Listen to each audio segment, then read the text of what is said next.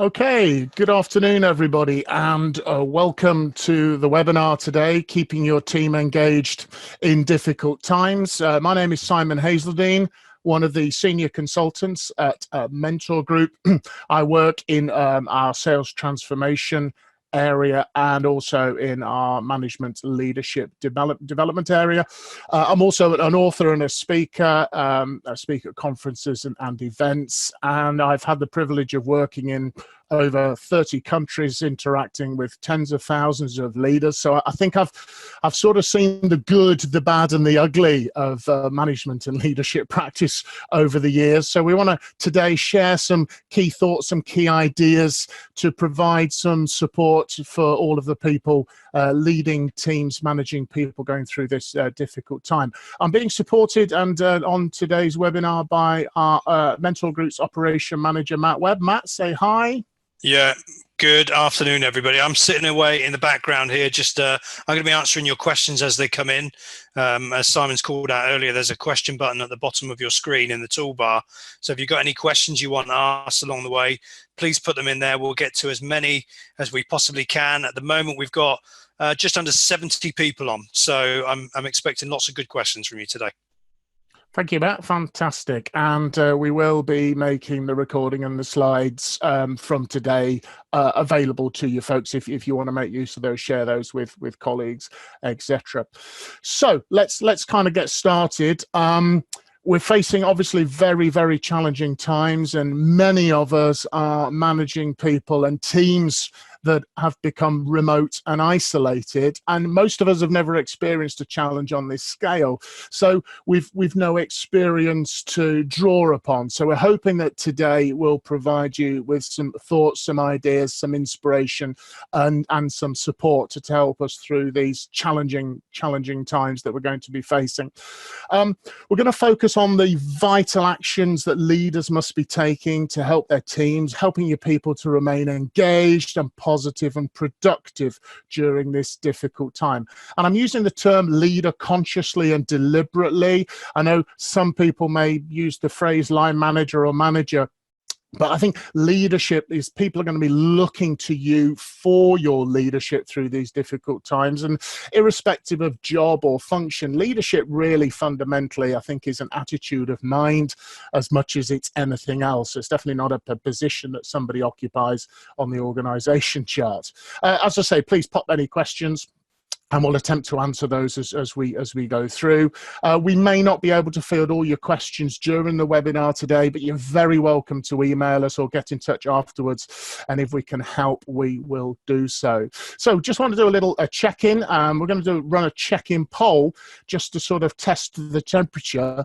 And the question that the poll will pop up in a moment is, how confident are you feeling about your organization's ability to lead people effectively during this challenging time? Now, if you don't see the poll pop up, it may be the way you've got your screens and your browser configured. It might be hiding. So if you absolutely can't see the poll, please feel free to respond and send your response in the chat function if you want to.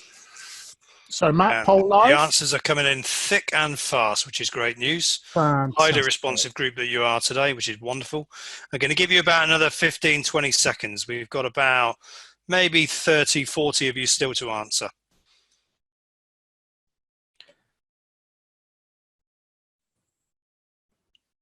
Good stuff. Keep going. Another 10 seconds.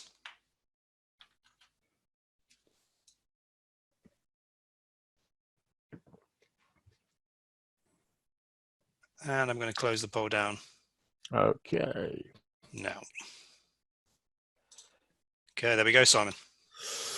Okay, so we got a bit of a spread there. That's good. I'm liking to see that confidence thing. Fantastic. So hopefully we are going to be able to move all of those up a little bit, give you some thoughts, some inspiration, some ideas. Okay, fantastic. So let's just close that. So what we're going to cover today, we're going to look at 6 areas. Firstly, why leadership is so important in the current reality. Secondly, understanding the psychological impact that it's having on people. Then we look at engagement. What is it and how to maximize it?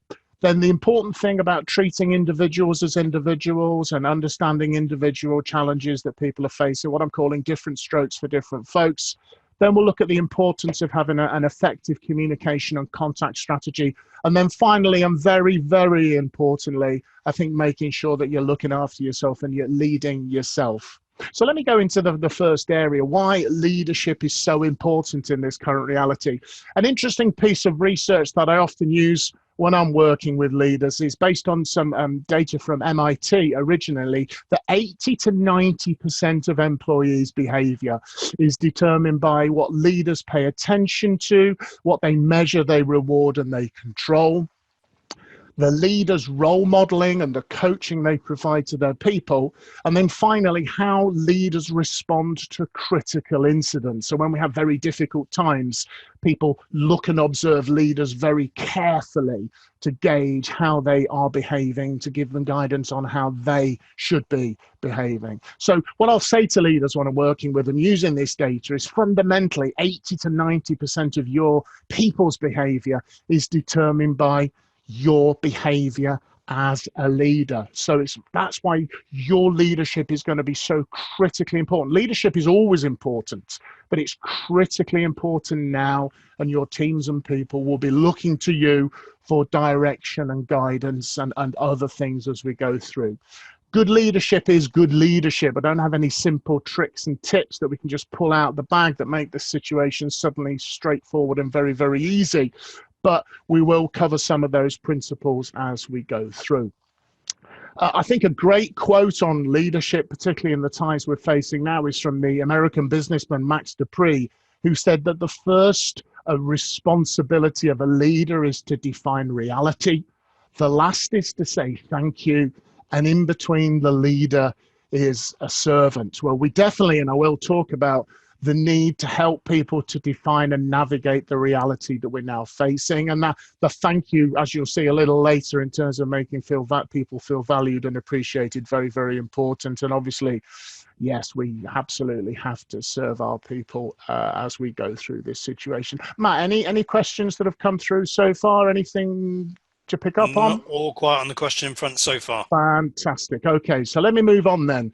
Understanding the psychological impact. Now, I appreciate the model you can see on the screen, Maslow's hierarchy of needs. I know it's a pretty old model. It's been around such a long time, but I just think it's so well known that I think it provides a really simple illustration. The model proposes that human beings are fundamentally need-seeking, and as one level of need is satisfied, another comes on to replace it. I'm sure everybody on the call, on the webinar, will have seen this. Down the bottom, the physiological needs of food and water, then safety and shelter and social needs. Now, what's happening at the moment, the situation we're facing, is that all the fundamental needs down the bottom of the pyramid there are under pressure and are under threat. So that is going to be creating a very stressful, difficult, challenging situation for lots of people. For example, a lot of us get our social needs met through the working environment. And that has suddenly been taken away, and the isolation that people are having to go through as well is also affecting that. So I think it's just to re-emphasize that we just need to be very conscious, I think, and sensitive to the effect that this is probably having on our people. So moving into the third area, what's engagement and what can we do and how can we maximize it? Well, lots of organizations have very correctly got a good, strong focus on employee engagement. You know, the higher the level of employee engagement you have in your organization, the more willingness, flexibility, and adaptability that people are prepared to show. And all of our companies, all of our organizations, our employee engagement is going to be absolutely pressure tested as we go through this. One way of defining what engagement is it's the emotional and intellectual connection that people have with their company and with their employer. And it's sometimes described as winning hearts and minds, therefore, the emotional and the intellectual connection. So I think as leaders, it's very important we make sure that we are focusing and refocusing on feeding the mind, if you like, feeding that intellectual need with regular communication, which I'll come on to talk about in a short while, but also feeding the heart as well with those positive emotional connections that we have with our people. Any neuroscientist will obviously tell you how important emotion is in the human brain and in the human nervous system. And so that's something I think we should really be focusing on.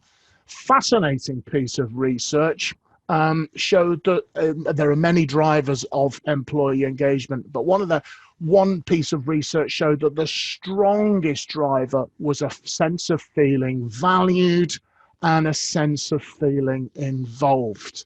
And now people are obviously going to be quite isolated and disconnected. So let's really ramp up the work we do on making sure that our people are feeling valued. And then with the involvement, I think a great thing to always remember as a leader is you don't have to have all the answers. You can use your teams, involve your teams, brainstorming, coming up with thoughts and ideas.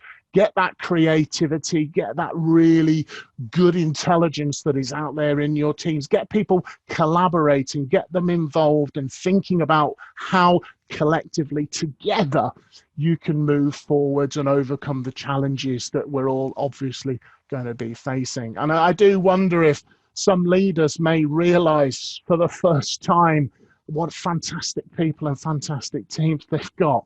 So really, and it's a win-win, because if you get them involved, that's going to help with them feeling engaged. It's also going to bring you some fantastic ideas and potentially some answers as well.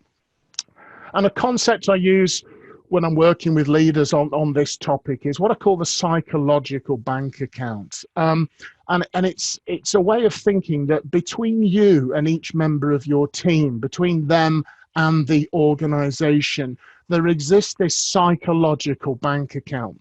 And like a normal bank account, if you're not making enough deposits into it and you try to make withdrawals, you end up going overdrawn. And as a result of the COVID-19 situation, we've probably been making lots of withdrawals on our people, asking them to work in different ways, do things quickly, change what they've been doing.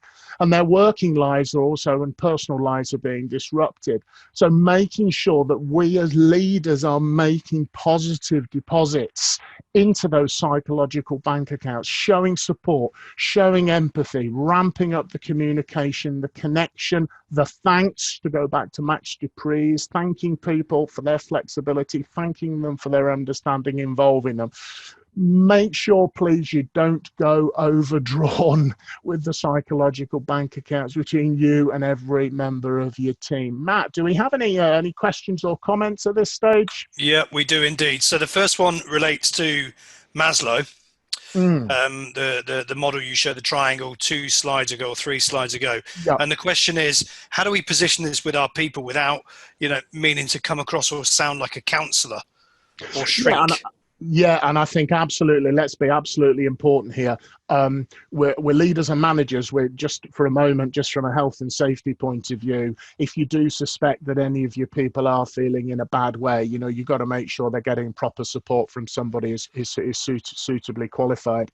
I would position this as making sure you are demonstrating that you understand the pressures that they're facing. They will understand that. But sometimes explaining things using models like that just maybe helps people to understand why they are feeling the way they are, and that it's okay to feel that way, and it's understandable. So hope that helps. It does. And then we've got two more questions in here. So thank you, Barbara, for sending these in.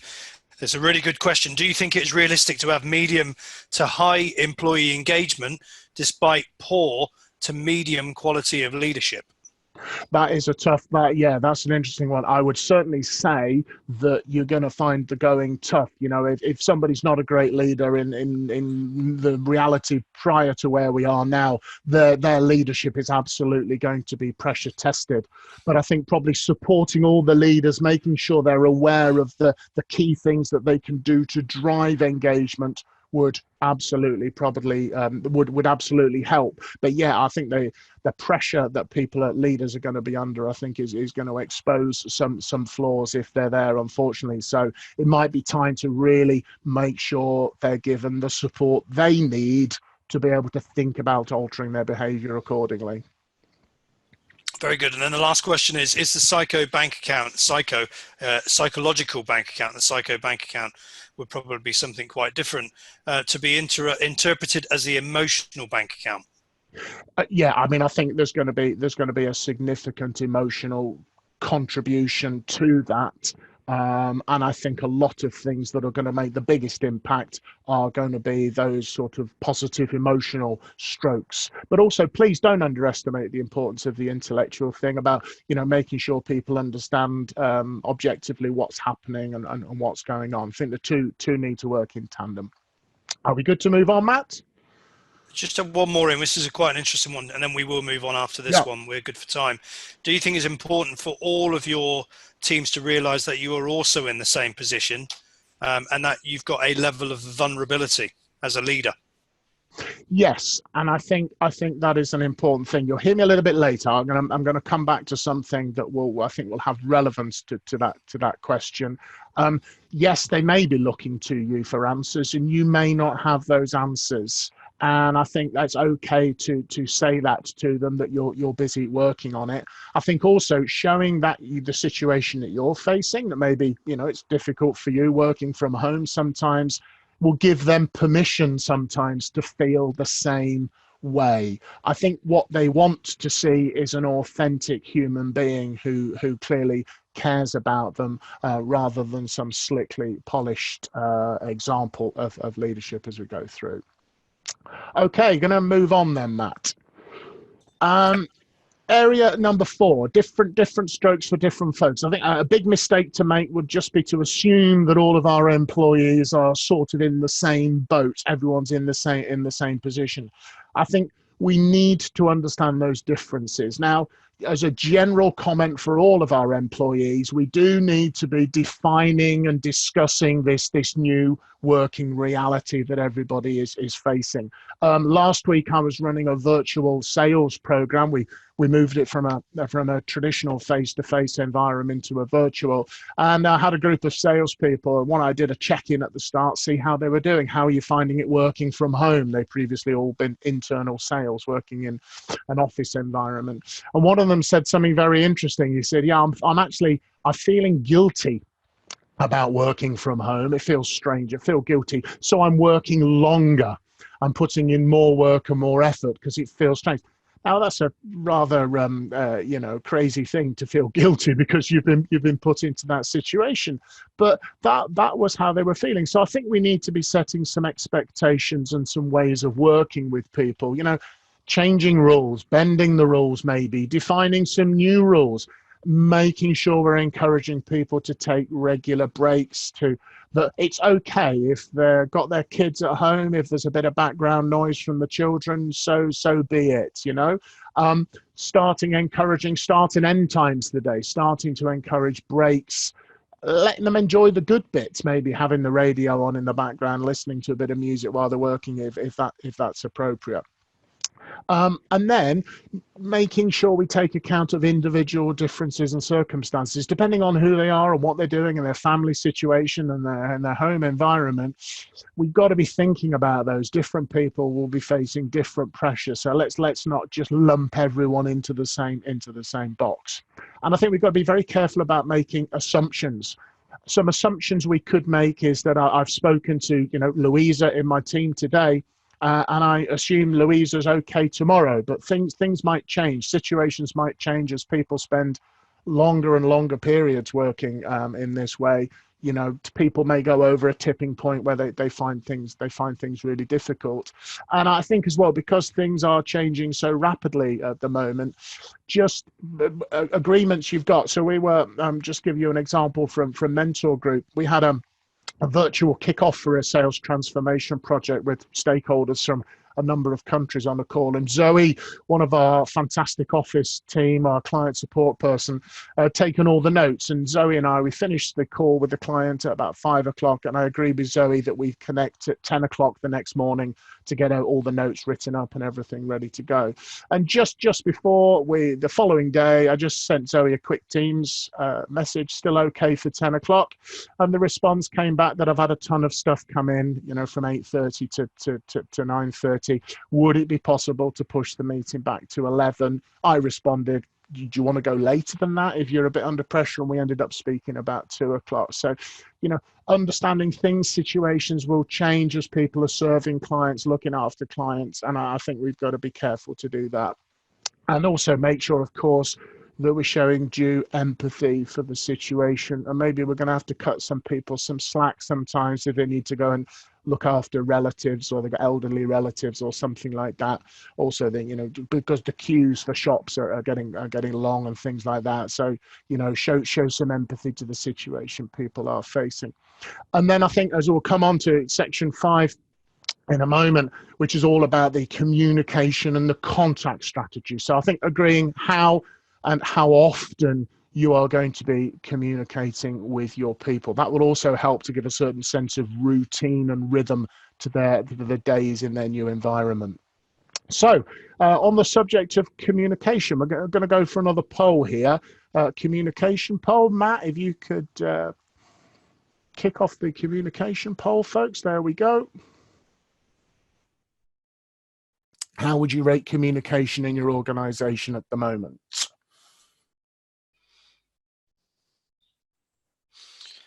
Good, and we have a few questions coming in as well, Simon, for when there's a convenient place. Okay, yep. Again, about 50 of you have answered so far, so I'll give it another 20 seconds.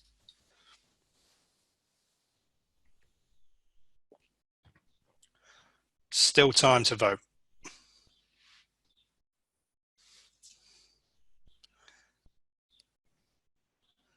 Another 2 or 3 seconds, and then I'll close this down.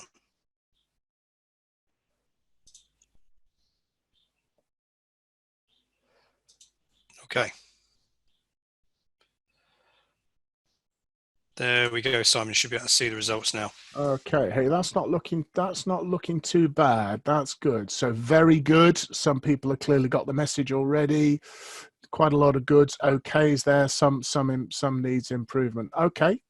Overall, not too bad. But let's just see what your thinking is after I've shared some thoughts. So you're going to cover the communication section, Matt, and then we'll come back to questions if that's okay. Yeah, just before you do that, just to actually within this poll area, a couple of good chats coming in about people who are sharing, virtual coffee mornings every day, getting together as a team in different ways. Yeah, so some great examples where sometimes you don't need a need or a purpose for a meeting, except for getting together and having a chat. And Jazz, thank you for sending that through. A couple of people are responding really positively to that, so thank you for doing that. Yeah, no, that's a brilliant. You'll see me refer to informal communication very, very shortly. But yeah, not everything has to have a reason and a purpose. I mean, it's just the purpose is just to connect with people, have a conversation. Got to remember that happens informally in the office. So you'll see me reference that. So thank you very much for that input, folks. So communication. We've got to make sure we don't take our eye off the health and safety. It's still number one priority for all of us as leaders to make sure our people are safe. Even more important in certain ways now than obviously the context might have shifted. But just because people maybe aren't working in a warehouse or factory environment, it doesn't mean we can take the eye off the ball on that. Two senior leaders that I respect enormously that I've worked with over the years, on 2 separate occasions, they were in a Q&A session and they were both asked what was their single biggest learning as a leader. And it was interesting to see both of them said almost the same thing, that they were absolutely amazed how much communication is necessary in an organization for everybody to know what is going on. And I sort of encapsulate that in just say, communicate. Communication needs to very badly go up and increase at this time. So making sure the frequency of communication is really, really ramped up. making sure we're communicating consistently. If there is uncertainty, if there's a communication vacuum, it will probably be very quickly filled with rumor and worry and concern. Obviously, people feeling concerned at these times. Be very candid in your communications. I think we've got to try hard to get the balance right between hope and optimism, but being grounded in reality as well, so we're not giving people artificial expectations, hopes, etc. Be confident in your communication. You may be feeling uncertain. I think this goes back to that point about being authentic and sharing a little bit. So, for example, you can say something like, I don't know yet what we're going to do about this, or I don't know yet what the situation is going to be. But what I am confident about, I am confident we've got great people. I am confident we've got a great team. And I am confident that if we work and collaborate together, we will be able to find a solution to the challenges that face us. So you can communicate uncertainty in a confident way, as paradoxical as that might sound. Keep it absolutely clear. You may have to repeat it a few times to make sure that it rests on people, because they may be very, very distracted. And be calm. Interesting piece of research. I popped the research link down, that observing others experiencing stress caused observers to feel stress. That was in a laboratory testing environment. So I think, yes, being authentic, but being careful and considered about how you're communicating, not just what you're communicating. And of course, communication should be a two-way process. We need to keep that communication and that feedback loop going, particularly so you can temperature test and see where everyone is. A great expression I heard one time is, the leader doesn't just get the message across, the leader is the message. So we need to think about not only the what we're delivering, but the how we're delivering, so that it rests well and hits people well. People's emotions are going to be quite raw. Their senses are in overdrive. So we need to be, they're going to be watching you closely for guidance as we go through. Matt, any questions and comments, please, at this stage? Yeah, keep the chat going, guys. There's some good best practice sharing in there right now. On the point I was mentioning a moment ago. 2 questions in here. One first from Adriana, and it's relating to insights discovery or DISC or social styles. Yes. Simon, yeah. And the question is, how do you flex your leadership style in times like these to people with different behavioural preferences? Yeah, and I think this is part of thinking about people's individual needs. I think using whichever model you do, insights, DISC, prism brain mapping, etc. I think thinking of who am I communicating with? What do I understand about the way they think and the way that they behave? And maybe thinking that some people, for example, will want more detail and more information. Others will have a fairly short attention span for communication. I think also remembering, of course, that people with, say, an extroversion preference are probably going to have typically a higher need for social interaction than those maybe of an introverted preference.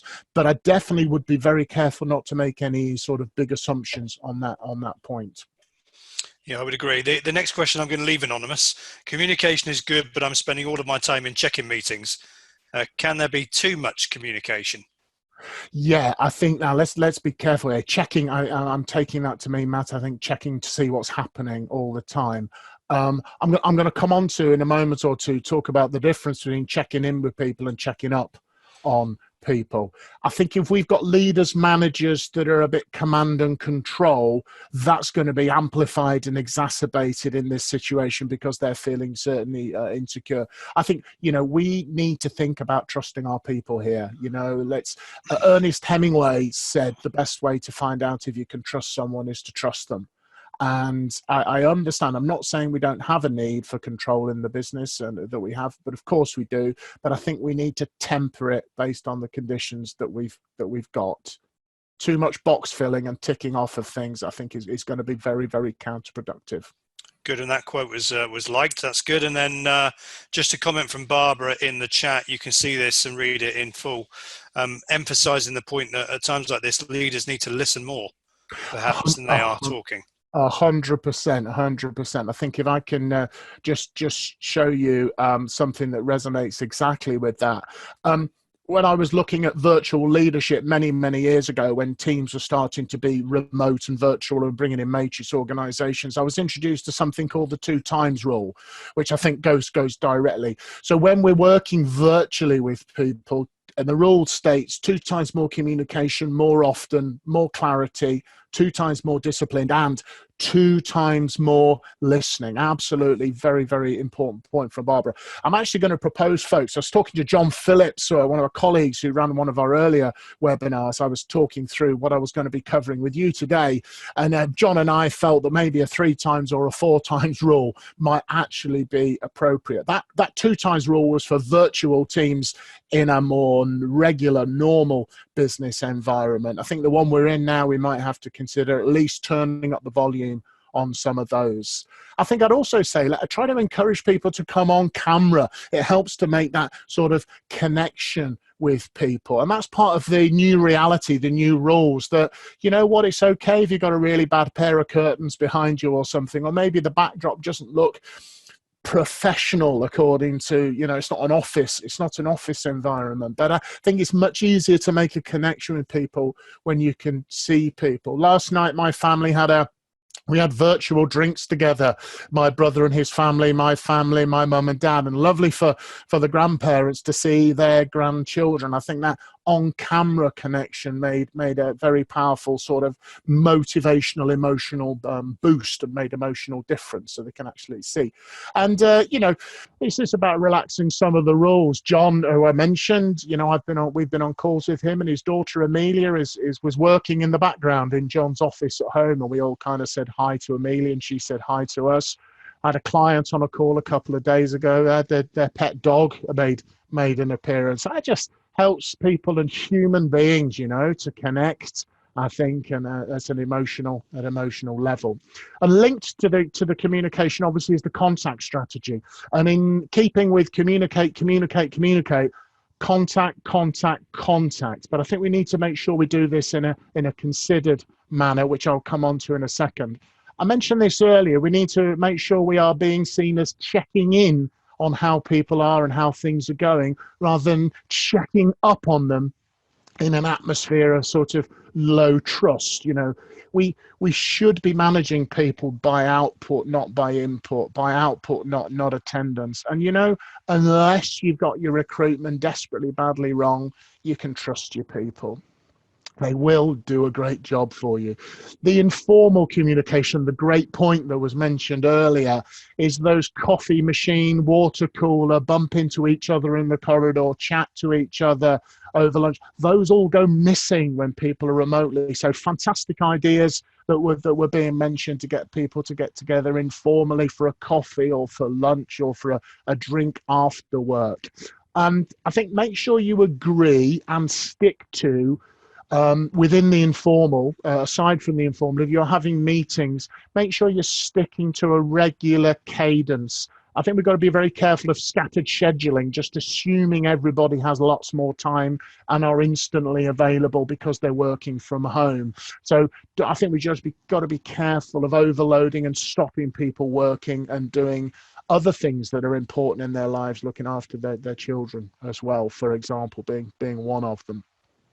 And I think the last thing, the 6th area before we go for some final questions, is about leading yourself. And this is about a concept I call proper selfishness. I was taught by a mentor of mine many years ago, the concept of proper selfishness.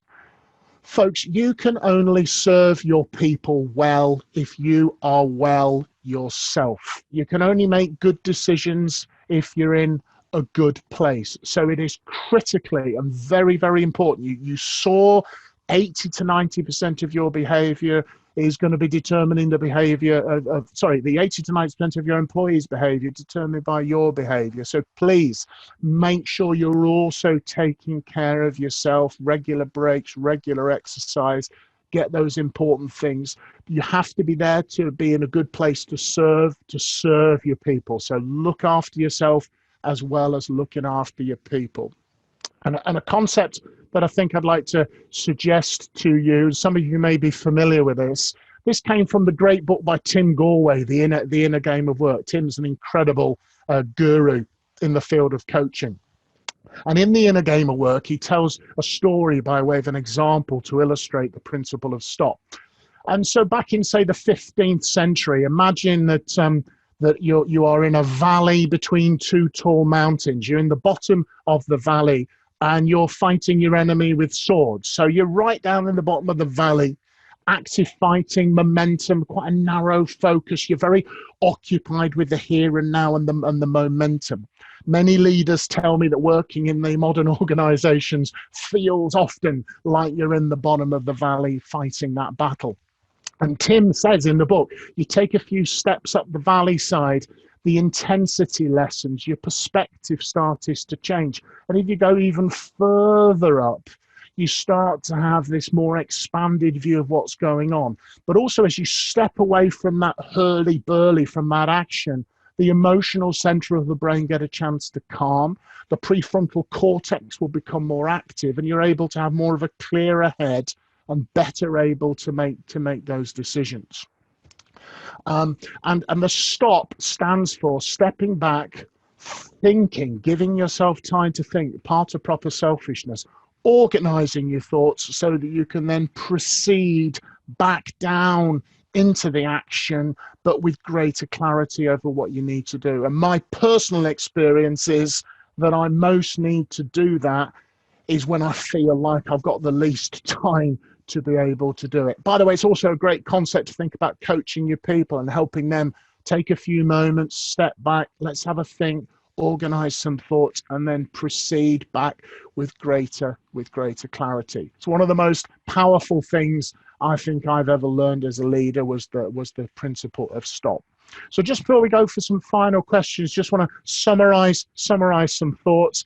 Your leadership is absolutely critical and important as we go through this.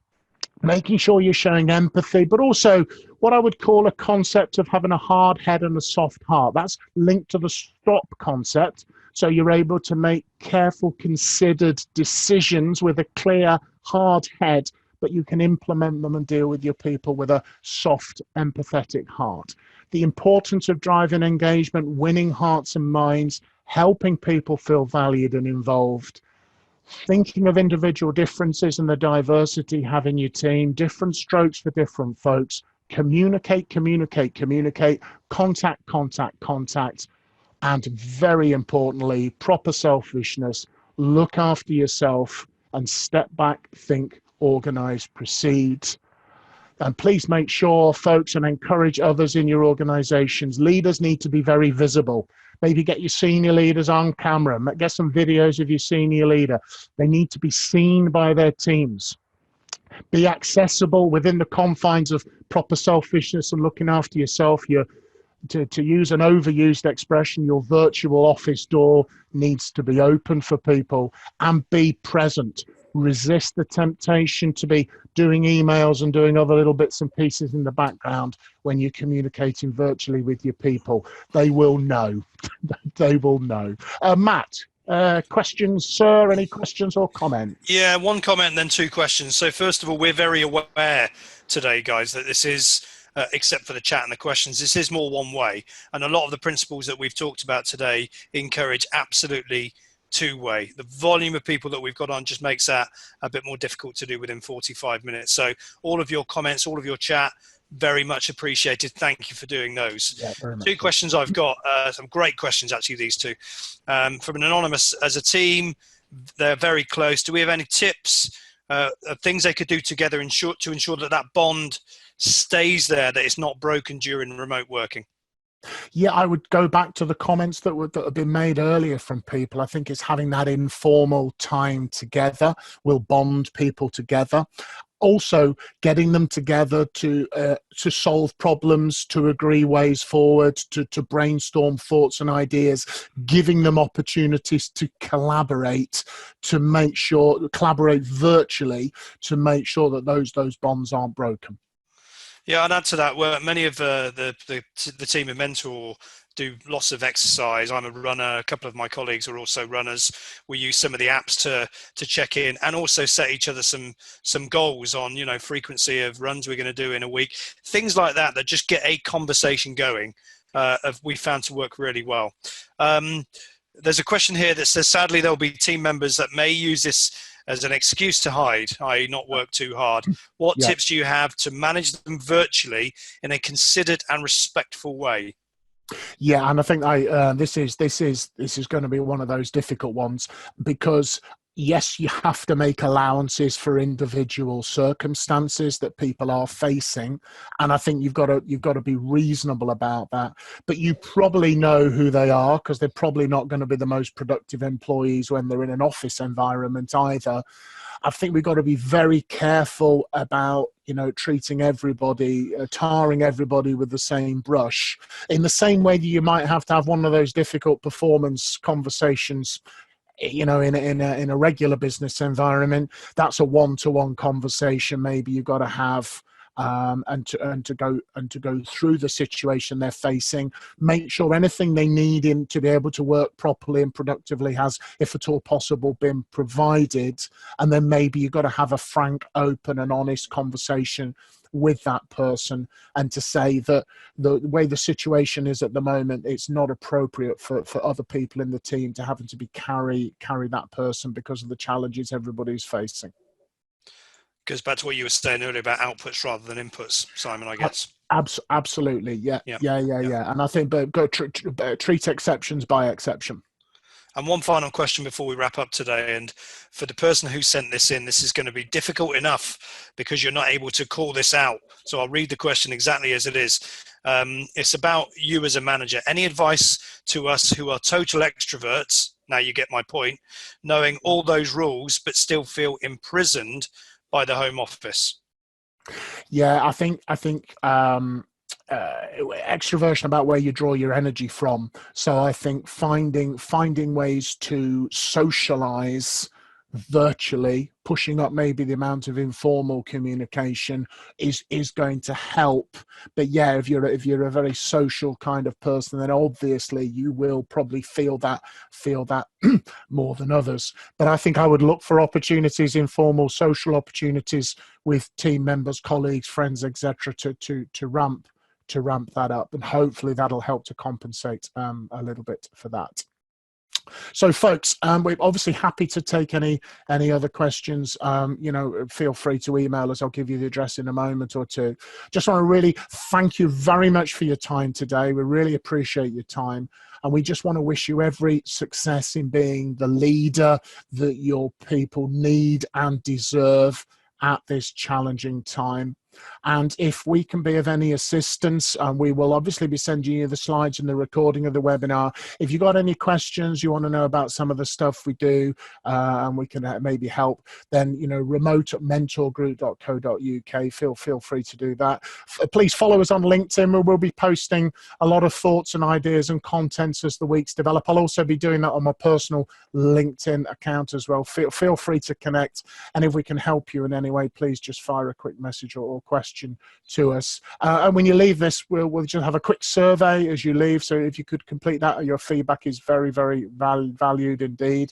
And tomorrow, I believe it's 2 o'clock, driving productive virtual meetings with one of my colleagues, Mark Ward. And for those of you with American colleagues, we'll be running some these webinars again next week. If you've got colleagues on America time, they will be scheduling some webinars that'll be a little bit more US time zone friendly. Matt, anything from you just before we close? Just thanks again, guys, and stay safe. Yeah, thank you. And we do appreciate, we have so many people on today. We weren't able to communicate in a two-way manner. You know, we would obviously like to do so, but just numbers prohibited it. But thank you really very, very much for your comments, your interactivity. Just want to wish you good luck.